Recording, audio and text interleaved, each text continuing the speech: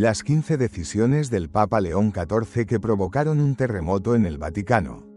Desde su elección, el Papa León XIV ha demostrado que no necesita gestos teatrales para sacudir a la Iglesia. Su manera de actuar es diferente, casi desconcertante. Habla poco, escucha mucho y decide con lentitud. Pero cuando decide, todo se mueve. En las últimas semanas, una serie de acciones, algunas visibles, otras más discretas, han desencadenado un verdadero terremoto espiritual dentro y fuera del Vaticano, no porque sean escandalosas, sino porque son profundamente claras. Claras y, por eso, incómodas, porque León XIV no está jugando a mantener el equilibrio, no está tratando de agradar a todos, está llevando a la Iglesia a un punto donde ya no hay espacio para la ambigüedad. Y eso inevitablemente genera tensión. Para algunos, sus decisiones recientes son un signo de esperanza, para otros, una amenaza, pero nadie puede decir que no están marcando una ruptura con el status quo. Los cambios han comenzado a tomar forma concreta. Ya no son solo gestos simbólicos como su negativa a mudarse al Palacio Apostólico o su decisión constante de celebrar la misa sin cámaras. Ahora son movimientos estratégicos, cuidadosamente pensados, con impacto real en la gobernanza de la Iglesia, y por eso las reacciones no se han hecho esperar. Desde el interior de la curia hasta los pasillos de ciertos medios internacionales, se percibe claramente que algo está cambiando. Decisión 1, la reorganización silenciosa. La primera señal llegó en silencio. No hubo conferencias de prensa ni elaborados comunicados vaticanos. Solo un breve anuncio en el boletín de la Santa Sede, actualizaciones administrativas menores en varios dicasterios. Pero para quienes entienden la intrincada maquinaria del Vaticano, los nombres decían mucho. 3 figuras prominentes de la curia, cada una con décadas de influencia institucional y fuertes conexiones en los medios y la diplomacia, fueron reasignadas repentinamente a roles consultivos. No fueron exiliadas ni desacreditadas, simplemente trasladadas. En su lugar, el Papa León XIV nombró a hombres y mujeres que pocos fuera de sus diócesis conocían, pastores de bajo perfil con reputación de cuidado pastoral, experiencia misionera y, lo más revelador, sin cuentas en Twitter. El mensaje fue sutil e inequívoco: la era de las celebridades eclesiásticas ha terminado. Un periodista vaticano veterano que ha cubierto 3 pontificados lo dijo sin rodeos: León XIV está drenando el pantano, pero lo hace en silencio. Esta reorganización administrativa no es una purga, es un cambio de rumbo. Lejos del posicionamiento político y hacia la misión pastoral. Decisión 2, una nueva regla para los obispos: vivir entre el pueblo. A las pocas semanas siguió una nueva instrucción, esta vez pública y explícita. Todo obispo nombrado por el Papa León XIV debe ahora vivir no en palacios diocesanos, sino entre su gente. El decreto no prohíbe las residencias tradicionales, pero deja claro que la proximidad pastoral ya no es opcional. En una carta personal a un grupo de nuevos obispos, el Papa escribió: no gobiernan desde arriba, pastorean desde dentro. Si el pueblo no puede llegar a su puerta, ¿cómo llegará Cristo a sus corazones? Un obispo recién nombrado en África Occidental renunció a una mansión episcopal histórica y se mudó a un pequeño apartamento sobre una escuela parroquial. En una entrevista radial citó directamente las palabras del Papa: no somos príncipes, somos hermanos. El dicasterio para los obispos del Vaticano ha comenzado a auditar discretamente las residencias episcopales en todo el mundo. Aunque no se han anunciado sanciones, fuentes internas confirman que las futuras nominaciones se evalúan ahora según el historial de sencillez y presencia del candidato. Decisión 3, el sínodo está escuchando. De verdad, se esperaba mucho del sínodo global sobre la sinodalidad, pero bajo León XIV se ha convertido en algo más profundo y más disruptivo de lo que muchos anticipaban. Desde el principio, el Papa dejó algo claro: esto no será una actuación, será una peregrinación. Abolió las intervenciones tradicionales preescritas. En su lugar, pidió a los delegados, obispos, clérigos y laicos, que compartieran sus historias personales, luchas y esperanzas, no ponencias, no teorías, historias. En un momento, una sobreviviente de abusos de América Latina se puso de pie y lloró al relatar su experiencia. En lugar de apresurarse a responder, el Papa León XIV se quitó el solideo, lo colocó sobre la mesa y pidió a la asamblea guardar silencio. Durante 10 minutos, nadie dijo una palabra. Ese silencio hizo titulares, pero el cambio más profundo vino después: nuevas estructuras para que los obispos informen a Roma, con consultas regulares a consejos laicos y rendición de cuentas a comunidades locales. Algunos obispos se mostraron incómodos, otros lloraron. El Papa, sin embargo, se mantuvo firme. La Iglesia no puede proclamar sanación si no está dispuesta a escuchar las heridas. Decisión 4. Opción preferencial por los marginados.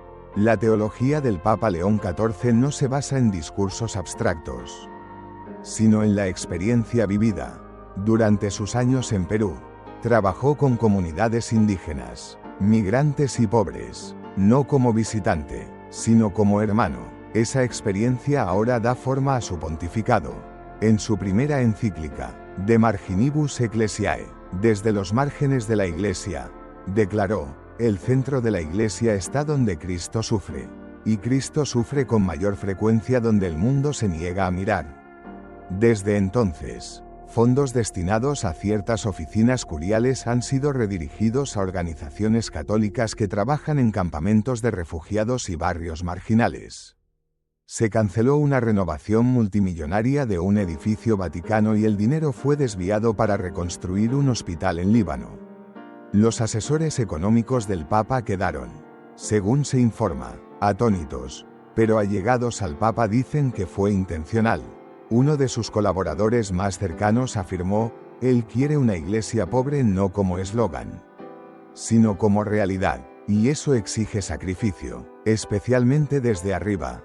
Decisión 5. El clericalismo bajo fuego. Uno de los movimientos más controvertidos de León XIV fue un firme ataque al clericalismo. No con discursos, sino con políticas. Una nueva instrucción canónica, emitida discretamente por la Congregación para el Clero, restringe el uso de títulos honoríficos para sacerdotes en contextos no litúrgicos. Nada de «Monseñor» en la vida parroquial diaria. Nada de títulos elaborados, salvo en funciones litúrgicas formales. La instrucción se acompañó de un documento enérgico que insta a los obispos a desmitificar el sacerdocio. No para restarle sacralidad, sino para enfatizar su fundamento en el servicio. El Papa marcó la pauta. Continúa celebrando misas privadas en la Domus Sanctae Marthae, sin cámaras, sin ornamentos innecesarios. En una homilía, dijo: el alzacuello no es una corona, es una toalla para lavar pies. La medida ha causado molestias entre clérigos más tradicionales, especialmente en Europa y Norteamérica, pero en muchas regiones del sur global, donde los sacerdotes trabajan sin sueldo ni reconocimiento. El cambio ha sido bien recibido y considerado muy necesario. Comenta abajo: ¿qué opinas del enfoque del Papa León XIV? ¿Está modernizando la Iglesia o devolviéndola a sus raíces? El Papa León XIV puede hablar con voz suave, pero sus acciones siguen provocando ondas sísmicas en el Vaticano y mucho más allá. No asalta las puertas del palacio, simplemente quita las bisagras. Y cuando alguien se da cuenta, la puerta ya está abierta. Decisión 7. Alcanzando los márgenes, incluyendo a los católicos LGBTQ. Quizás el desarrollo más inesperado en los primeros días del pontificado del Papa León XIV fue su enfoque pastoral hacia los católicos LGBTQ, no como un problema a resolver, sino como personas a las que hay que ver. Poco después de que concluyera la primera fase del sínodo sobre la sinodalidad, el Papa se reunió en privado con un grupo de católicos LGBT y sus familias en una capilla lateral de San Juan de Letrán. No hubo cámaras ni fotógrafos. Solo un crucifijo, una vela y un círculo de sillas. Una madre que asistió al encuentro dijo después: no ofreció respuestas. hizo preguntas sobre nuestros hijos, nuestros miedos, nuestra fe, y luego lloró con nosotros. El evento generó atención internacional no porque significara un cambio de política, sino porque fue profundamente personal. Y luego llegó el documento Amoris Testimonium, una guía pastoral publicada a través del Dicasterio para la Doctrina de la Fe bajo la aprobación directa de León XIV. No alteró la doctrina, pero sí cambió el tono. En él se instruye a los obispos a caminar con todas las familias, independientemente de su composición, con la ternura de Cristo. Se pidieron sesiones de escucha con católicos LGBTQ en cada diócesis del mundo y se desaconsejó el uso de un lenguaje que hiere más de lo que testimonia. Los críticos afirmaron que eso generaría confusión, pero para muchos católicos se sintió como si el Evangelio se hubiera quitado la armadura y entrara descalzo en la habitación. La razón del Papa: Jesús no pidió credenciales antes de sanar. Solo preguntó: ¿quieres ser sanado? Decisión 8. Redefiniendo el poder papal, usándolo menos. En una era de polarización creciente, el liderazgo autoritario se ha vuelto una tendencia global, pero el Papa León XIV lidera silenciosamente en la dirección opuesta. A diferencia de algunos de sus predecesores, rara vez utiliza cartas apostólicas o motu proprios para imponer cambios.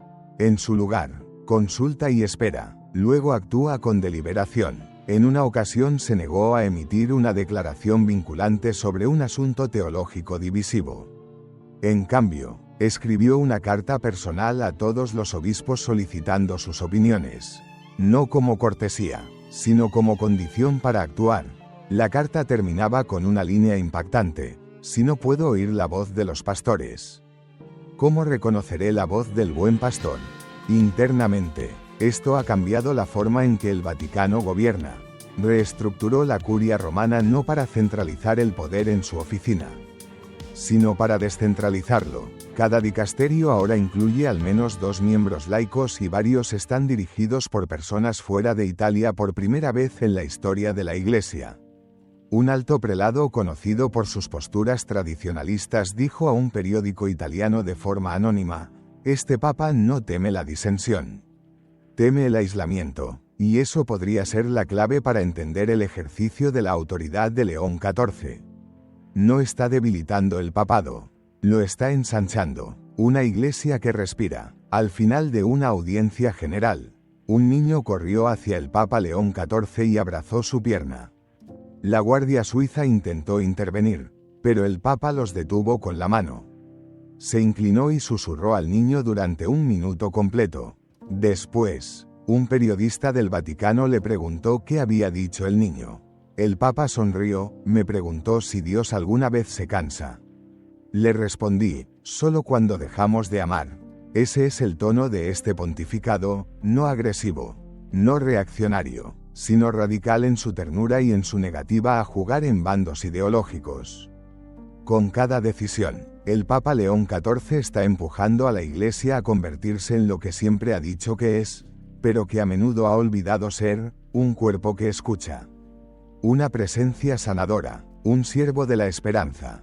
Comenta abajo: ¿debería la Iglesia abrazar más transparencia y escucha desde las bases?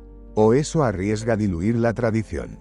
Si los primeros meses del pontificado del Papa León XIV se sintieron como un temblor, lo que siguió fue un cambio tectónico, no con truenos, sino con silencio, no con una espada, sino con un bisturí. Cada movimiento fue lento, deliberado y dirigido no a destruir la estructura de la Iglesia, sino a restaurar su alma. Ya vimos cómo el Papa León rompió el secretismo financiero del Vaticano. Se acercó a la comunidad LGBTQ con profundidad pastoral y redefinió el poder papal usando menos de él. Ahora, en las decisiones 9 a 11, pone su mirada en el corazón de la maquinaria eclesial, la formación sacerdotal, la santidad y la burocracia misma.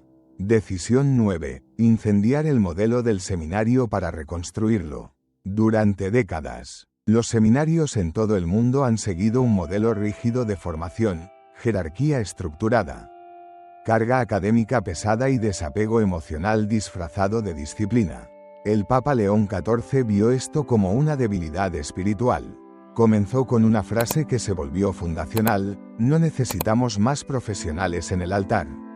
Necesitamos más sanadores heridos. La reforma se dio en 3 fases. Primero, encargó a un grupo internacional de trabajo, no de obispos, sino de sacerdotes, religiosas, psicólogos y teólogos laicos, redactar un nuevo marco global de formación. Su informe fue contundente: nuestros seminarios forman funcionarios sacramentales, no discípulos misioneros. Segundo, León XIV autorizó un programa piloto en 5 países: Nigeria, México, Francia, India y Estados Unidos. Estas nuevas casas de formación reemplazaron los largos auditorios por entornos comunitarios pequeños. Llevaron a los seminaristas al contacto directo con los pobres e incluyeron sesiones obligatorias de cuidado pastoral informado en trauma. Tercero, dio el paso más grande: los seminaristas ya no serían ordenados automáticamente tras completar los estudios. Cada candidato debía pasar un año en servicio no litúrgico, en prisiones, campamentos de refugiados o albergues, bajo supervisión laica. El efecto fue inmediato: las solicitudes disminuyeron, pero la retención aumentó. Muchos que abandonaron el proceso dijeron que descubrieron que no estaban llamados. Y eso, dijo el Papa León, fue un éxito: mejor un no honesto que un sí mentiroso. Decisión 10. Reformar el proceso de canonización, santidad sin espectáculo. Durante siglos, la santidad en la Iglesia Católica ha seguido un proceso complejo y costoso: postuladores, abogados, investigaciones, milagros, un rastro de papeleo que a menudo cuesta cientos de miles de dólares. El Papa León XIV no abolió el proceso, pero transformó su espíritu. Comenzó congelando silenciosamente más de 200 causas de canonización que se habían estancado por razones financieras o políticas. Luego, en un movimiento sorpresivo, publicó un breve decreto: Sanctitas Proximorum, la santidad de los próximos. En él propuso una vía complementaria para reconocer la santidad de cristianos ordinarios, mártires de la maternidad, cuidadores silenciosos, prisioneros de conciencia, que quizás nunca tengan una institución detrás, pero cuyas vidas irradian la verdad del Evangelio. Esta nueva categoría se llamaría Beati Testimonium, bendecidos por su testimonio. Estas personas no serían declaradas santos en el sentido tradicional, pero serían honradas localmente, incluidas en los calendarios diocesanos y reconocidas como ejemplos de santidad, no por milagros, sino por fidelidad vivida. Los críticos temían que diluyera el significado de la santidad, pero para muchos creyentes ocurrió lo contrario: la santidad se volvió tangible. Un obispo de Sri Lanka dijo: por primera vez puedo decirle a mi gente, no tienes que ser obispo, ni fundar una orden religiosa, ni hacer un milagro para ser recordado en la iglesia. Solo tienes que amar como Cristo. El Papa León XIV recordó a la iglesia: los santos no son la élite intocable del cielo, son los vecinos de Dios. Decisión 11. Declarar la guerra a la burocracia clerical. Uno de los movimientos más decisivos y disruptivos del Papa León XIV no vino de una rueda de prensa, sino de un memorándum, una carta de una página firmada a mano, enviada a cada jefe de oficina del Vaticano con 6 palabras simples: no más decisiones sin el pueblo. No fue simbólico, fue vinculante. A partir de ese momento, todos los dicasterios debían establecer grupos formales de consulta laica: hombres y mujeres, casados y solteros, jóvenes y ancianos, que revisarían y darían retroalimentación sobre borradores de políticas, cartas pastorales y nombramientos episcopales. La idea era radical por una razón: su consejo no era simplemente solicitado, debía ser documentado y considerado. En la misma carta, León XIV suspendió la práctica de décadas de otorgar títulos monseñorales y designaciones honorarias a clérigos del Vaticano. El rango, escribió, es una tentación, el servicio es el llamado. En un mes, Un tercio de los títulos honoríficos fueron retirados discretamente. Sacerdotes y obispos que antes disfrutaban de ascensos clericales rápidos se enfrentaron a procesos más lentos y consultivos. No todos aplaudieron. Un funcionario curial retirado dijo a un reportero en privado: "Este papa no confía en nosotros". Pero otro sonrió y dijo: "No, él confía en la Iglesia". El efecto fue a la vez desconcertante y liberador. Los burócratas ya no gobernaban por defecto, tenían que justificar sus decisiones. No con latín, sino con escucha. Fue una decisión arraigada no en ideología, sino en eclesiología. El Papa León XIV dijo una vez en una homilía: "El cuerpo de Cristo no es una organización. Es un organismo. No necesita más títulos. Necesita más confianza". Existe la tentación en nuestra era de espectáculo político de esperar que toda revolución venga con un titular. Pero el Papa León XIV está gestando una revolución más silenciosa. No está derribando la Iglesia. Está vaciando la podredumbre. Sus decisiones en torno a la formación, la santidad y la burocracia no generan momentos virales, pero sí reformas a largo plazo.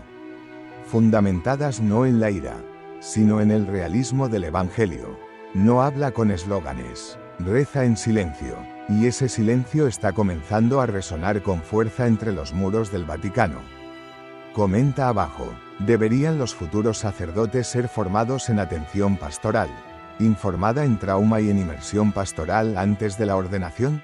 Una de las decisiones más discretamente controvertidas del Papa León XIV no se anunció con un comunicado de prensa, simplemente comenzó a suceder. Sacerdotes y obispos que antes eran rostros habituales en cadenas católicas de televisión, invitados frecuentes en conferencias de alto perfil, influencers, en redes sociales, comenzaron a desaparecer del foco público, no por censura o excomunión, sino por algo aún más poderoso: reasignaciones pastorales. El Papa León XIV tenía un principio simple: el pastor que siempre es visto rara vez está con sus ovejas. Comenzó una auditoría informal del clero con grandes plataformas mediáticas y operaciones activas de marca.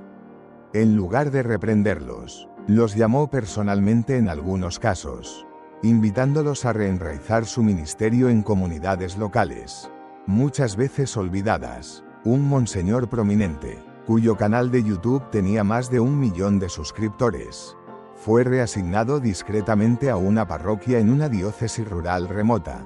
Su función: atender a los ancianos, acompañar a los moribundos y enseñar catecismo a niños en aldeas. «No me castigó», dijo luego el sacerdote a un periodista. «Me recordó quién soy». Al mismo tiempo, León XIV desalentó el uso del clero como comentaristas públicos en asuntos políticos, salvo que tuvieran una relevancia pastoral directa. El Dicasterio para la Comunicación fue instruido para revisar sus directrices internas de medios y enfocarse menos en la cultura de celebridad católica y más en lo que el Papa llamó testimonios de amor pequeño y fiel. El impacto: un cambio gradual y palpable en el tono. Menos titulares llamativos, menos declaraciones clericales, más historias de sacerdotes acompañando a presos, misioneros sirviendo en barrios marginales y religiosas defendiendo a refugiados. Esta decisión, aunque sutil, tocó una fibra. Algunos acusaron al Papa de sofocar la evangelización, pero él respondió con una frase contundente: «No somos influencers, somos encarnadores». La era de la Iglesia como espectáculo, al menos bajo su pontificado, terminó. Decisión 13. Renovar el sínodo de los obispos. Una nueva forma de escuchar. Pocas instituciones en la Iglesia moderna han recibido tanto escrutinio como el sínodo de los obispos. Originalmente pensado como una reunión consultiva de obispos para aconsejar al Papa en asuntos urgentes, con el tiempo el sínodo se convirtió, según muchos críticos, en una cámara de eco ceremonial dominada por la política curial y la cautela teológica. El Papa León XIV vio una oportunidad no para descartar el sínodo, sino para reinventarlo radicalmente. Primero, cambió su estructura. Por primera vez en la historia, El próximo sínodo estaría compuesto en un 50% por laicos, incluyendo mujeres y jóvenes adultos con pleno derecho a voto. No eran asistentes simbólicos, sino participantes activos elegidos por las conferencias episcopales nacionales y evaluados por un panel compuesto por igual de laicos y clérigos. Segundo, cambió su proceso. En lugar de documentos de arriba hacia abajo y intervenciones preescritas, León XIV mandó que el sínodo comenzara con 10 días de oración silenciosa, discernimiento en pequeños grupos y relatos reales de los delegados. Cada sesión incluiría voces de los márgenes, víctimas de abusos clericales, pobres, católicos discapacitados, miembros LGBTQ+ y quienes habían dejado la Iglesia pero estaban dispuestos a regresar.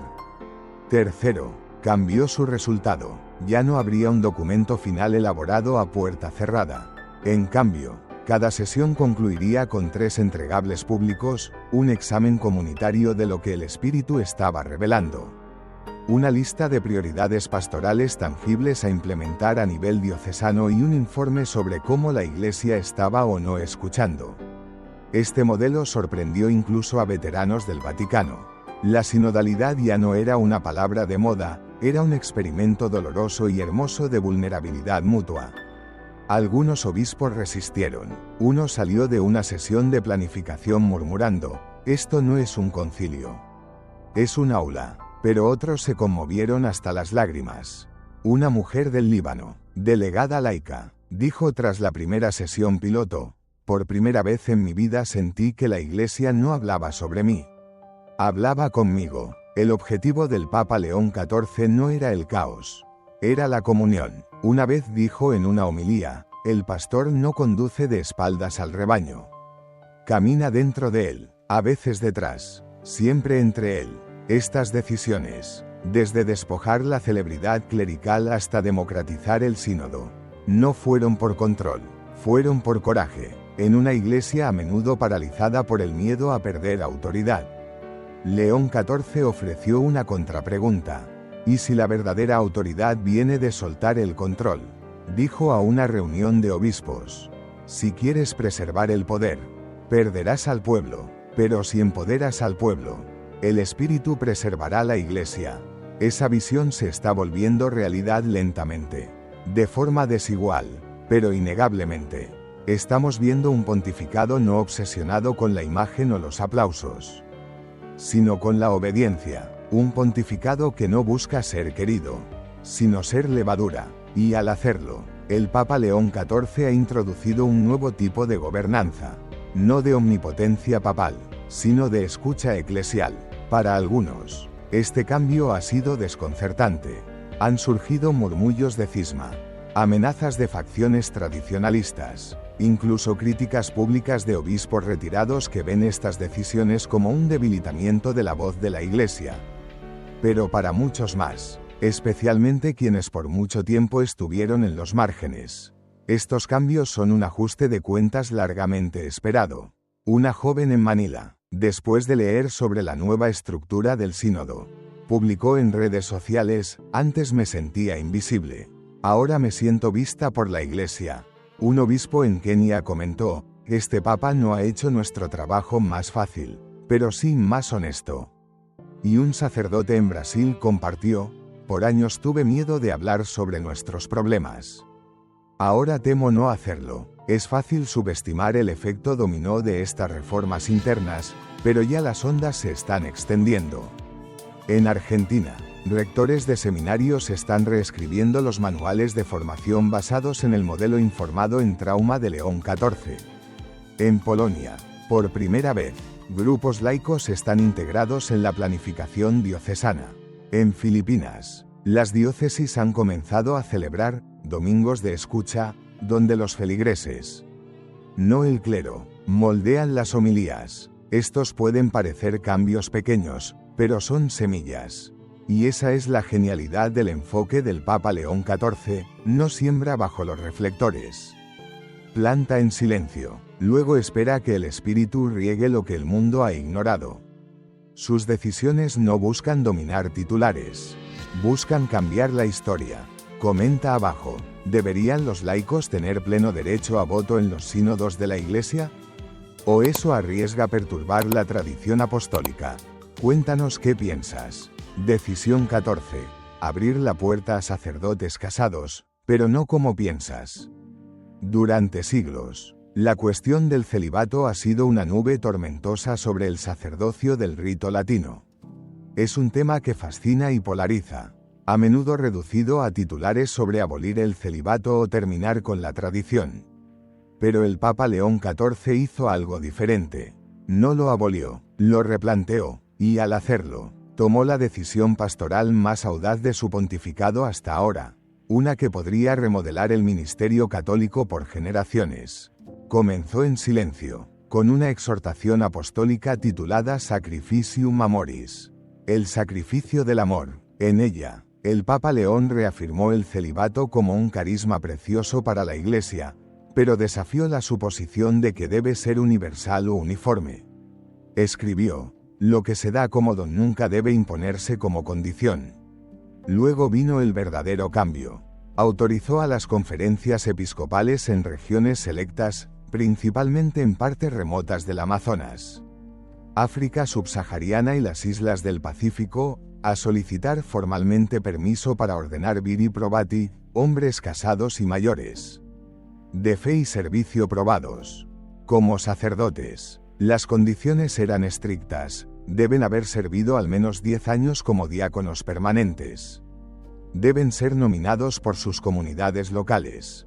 Y su función principal debe ser sacramental, ofrecer la Eucaristía, ungir a los enfermos, escuchar confesiones. No deben reemplazar a sacerdotes célibes, sino complementarlos. La razón era clara, en regiones donde los católicos fieles pasan meses sin misa. La necesidad pastoral pesa más que la rigidez institucional. El Papa León no se detuvo ahí. También convocó una comisión teológica, la mitad de cuyos miembros eran mujeres, para estudiar cómo la Iglesia primitiva equilibraba varios modelos de ministerio, incluidos apóstoles y obispos casados en los primeros siglos.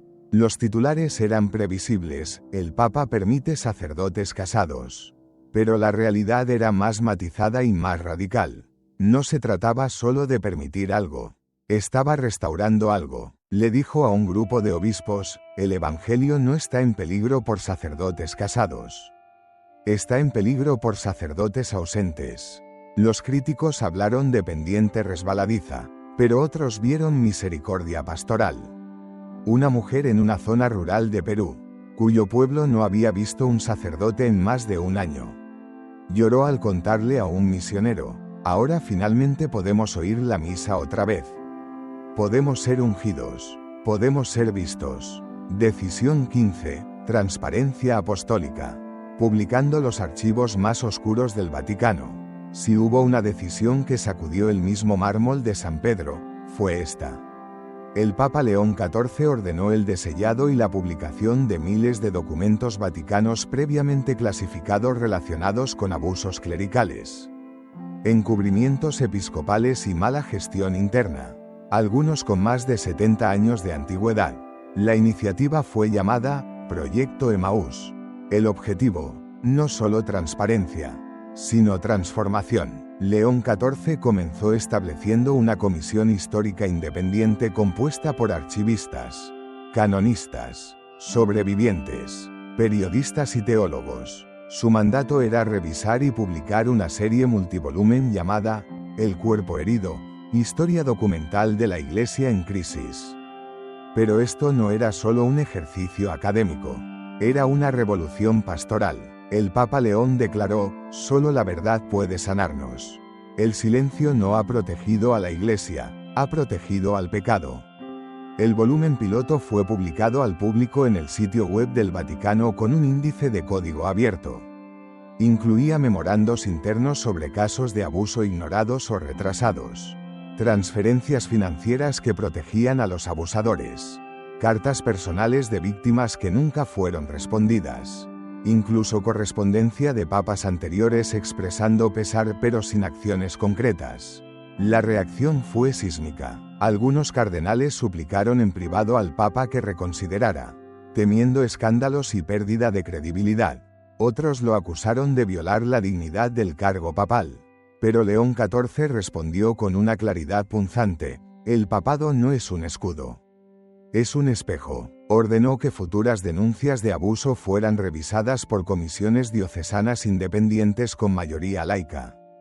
También mandató auditorías públicas anuales sobre cómo los obispos respondían a las denuncias.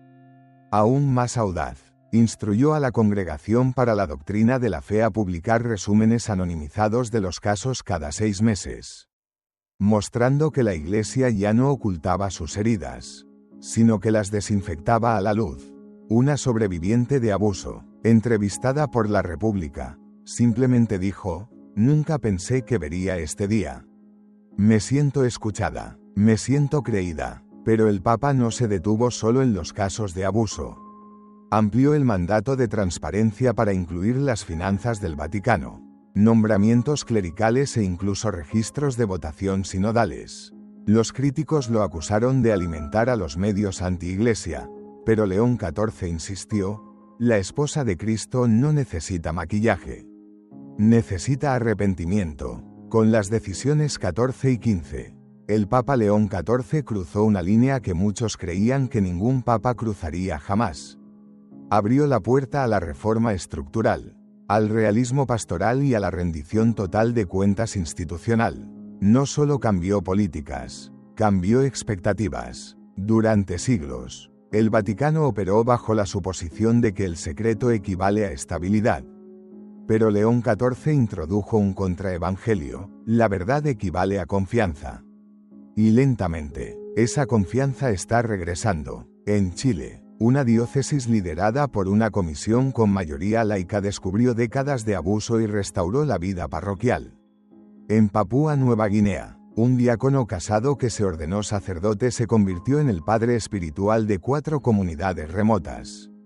En Alemania, una nueva generación de seminaristas citó el cuerpo herido como parte de su discernimiento, atraídos no por la perfección de la Iglesia, sino por su arrepentimiento. El Papa León XIV sabe que estas decisiones no le harán ganar alabanzas universales. Ha sido caricaturizado como imprudente, hereje, divisivo. También ha sido canonizado prematuramente por reformadores que lo ven como un campeón de sus causas, pero él permanece curiosamente intacto ante alabanzas y críticas. A menudo les dice a sus cercanos: no quiero ser recordado como un papa que complació multitudes. Quiero ser recordado como un pastor que dijo la verdad. Lo que hace único el papado de León XIV no es solo audacia, sino su equilibrio. Está desmantelando la cultura del secreto sin destruir la tradición. Está empoderando al laicado sin desautorizar a los obispos. Está respondiendo a la crisis sin convertirse él mismo en crisis. Su estilo es el silencio. Su método la escucha. Su revolución no está basada en política, sino en penitencia. Al llegar al final de las 15 decisiones que provocaron un terremoto en el Vaticano, una cosa queda clara: el Papa León XIV no es simplemente un papa del cambio. Es un papa de la conversión. Sus reformas no están dirigidas a los titulares, sino a la santidad, no a la popularidad, sino a la penitencia, no a reescribir la doctrina, sino a despertar la conciencia de la Iglesia. En sus propias palabras, la Iglesia no necesita ser más ruidosa. Necesita ser más clara, y la claridad comienza con la verdad, sin importar cuán incómoda sea. La historia juzgará su papado, pero el pueblo de Dios ya lo está sintiendo. No como ruptura, sino como resurrección. Comenta abajo: tuvo razón el Papa León al desellar y publicar los archivos internos de abusos del Vaticano, o corrió el riesgo de socavar la autoridad de la Iglesia. ¿Qué opinas? En los tranquilos pasillos del Vaticano, lejos del estruendo de los ciclos mediáticos y del brillo de los flashes, algo sin precedentes ha ocurrido. El Papa León XIV no ha liderado con espectáculo, sino con sustancia. A lo largo de estas 15 decisiones, ha sacudido a la Iglesia no a través de la rebelión, sino a través del retorno al Evangelio, a la humildad, a la verdad. Ha expuesto heridas ocultas, no para escandalizar, sino para comenzar a sanar. Ha levantado a los olvidados, sobrevivientes, pobres, laicos fieles, y nos ha recordado que la Iglesia no es una fortaleza, sino un hospital de campaña. Sus reformas no han complacido a todos. No estaban diseñadas para hacerlo, estaban diseñadas para convertir, no solo estructuras, sino corazones. Y ahí radica el verdadero poder de su papado, no en cuanto cambia la apariencia externa de la Iglesia, sino en cuán profundamente la llama a la transformación interior. Desde rechazar títulos hasta revisar la formación. Desde abrir los libros hasta abrir las puertas a la renovación pastoral. Desde restaurar la dignidad de las voces laicas hasta abrazar la incómoda claridad de la verdad. El Papa León XIV está trazando un camino que se siente menos como una ruptura y más como una purificación.